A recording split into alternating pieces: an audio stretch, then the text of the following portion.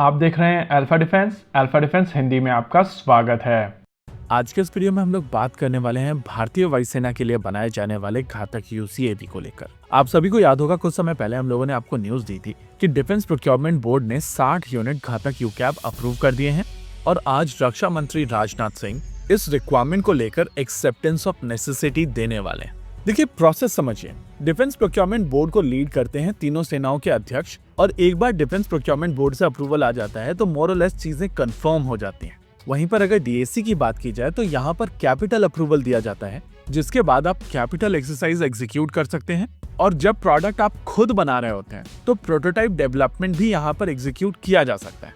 आमका और तेजस मार्क 2 जैसे प्रोग्राम्स की अगर बात की जाए तो ये काफी मैसिव प्रोग्राम्स होते हैं और पूरे प्रोसेस में एक साथ कई सारे प्रोटोटाइप बनाए जाते हैं। यही कारण है कि वहां पर प्रोसेस शुरू होने में और ज्यादा समय लगता है और एक और अप्रूवल लगता है जो कैबिनेट कमेटी ऑन सिक्योरिटी का अप्रूवल होता है। भारत में सीसीएस को लीड करते हैं भारत के प्रधानमंत्री, लेकिन मोस्ट लाइकली घातक यूकैव प्रोग्राम के प्रोटोटाइप डेवलपमेंट के लिए आपको सीसीएस का अप्रूवल नहीं लगेगा। हालांकि जैसे ही ये डेवलपमेंट स्टेज से प्रोडक्शन स्टेज की तरफ बढ़ेगा तो वहां पर कैबिनेट कमेटी ऑन सिक्योरिटी का अप्रूवल लगेगा। चलिए अब प्रोसेस क्लियर हो चुका है, लेकिन इस प्रोजेक्ट को समझने की कोशिश करते हैं। अगर आप इस प्रोग्राम को काफी पहले से मॉनिटर करते आए हैं तो आपको पता होगा कि इसको अलग अलग तरीके के नाम दिए गए हैं। शुरुआत में जब डीआरडीओ की तरफ से कावेरी इंजन प्रोग्राम को बचाने की कोशिश की गई थी तब वहां पर एक प्रोग्राम लॉन्च किया गया था और इस प्रोग्राम को नाम दिया गया था ऑरा, यानी कि ऑटोनोमस अनमैन्ड रिसर्च एयरक्राफ्ट। बाद में जब डीआरडीओ को इस प्रोजेक्ट को लेकर सर्विसेज का एंडोर्समेंट मिला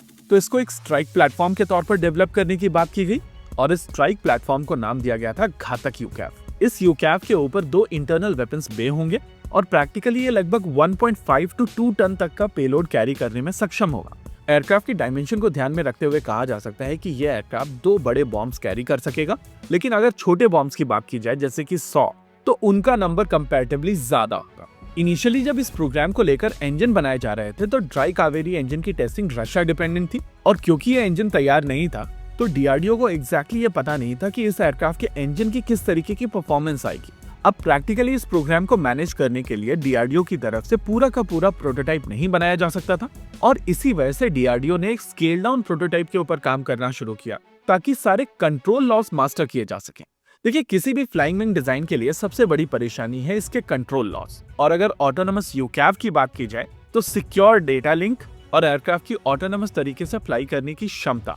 आइडिया था कि अगर ये तीनों चीजें एक स्केल डाउन प्रोटोटाइप के ऊपर कर ली जाएंगी तो एक्चुअल यूनिट को बनाने में बहुत ज्यादा समय नहीं लगेगा और जब इंजन बनकर तैयार हो जाएगा तब प्रोटोटाइप डेवलपमेंट शुरू कर दिया जाएगा। ये जो स्केल डाउन यूनिट बनाई गई थी इसको नाम दिया गया था स्विफ्ट, यानी कि stealth flying wing test bed, और कुछ सालों पहले हम लोग इसकी पहली उड़ान देख चुके हैं। अच्छा, स्विफ्ट की परफॉर्मेंस भी काफी शानदार रही है और इसी वजह से सर्विसेज ने डिसाइड किया है कि स्विफ्ट को भी यूज किया जाएगा और इसके 2 वेरिएंट बनाए जाएंगे। एक वेरिएंट जो आईएसआर करने में सक्षम होगा, यानी कि इस प्लेटफॉर्म के ऊपर इलेक्ट्रो ऑप्टिकल सिस्टम्स डाले जाएंगे जो इसको इंटेलिजेंस, सर्वेलेंस और रिकॉनेसेंस की क्षमता देगा, और दूसरा वेरिएंट काफी हद तक कामाकाजी ड्रोन होगा जो हाई वैल्यू टारगेट्स को न्यूट्रलाइज करने के लिए यूज किया जाएगा। अब ड्राई कावेरी इंजन बनकर तैयार हो चुका है और डीएसी के अप्रूवल के बाद में घातक यूकैव के पहले प्रोटोटाइप का डेवलपमेंट शुरू हो सकता है।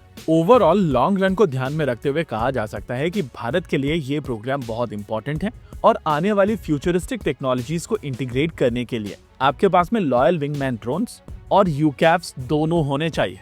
ओवरऑल भारत के लिए ये एक बहुत इंपॉर्टेंट डेवलपमेंट है और डीएसी के अप्रूवल के बाद में आप एक स्टेप और क्लोज पहुंच जाते हैं। अब अगला अपडेट मोस्ट लाइकली तब निकल कर आएगा जब डीसीपीपी वेंडर डिसाइड कर लिया जाएगा या फिर प्रोटोटाइप की मेटल कटिंग शुरू कर दी जाएगी। फिलहाल के लिए कहा जा सकता है कि एक पॉजिटिव डेवलपमेंट है और इसी के साथ आज के इस वीडियो में रखते हैं केवल इतना ही। जय हिंद।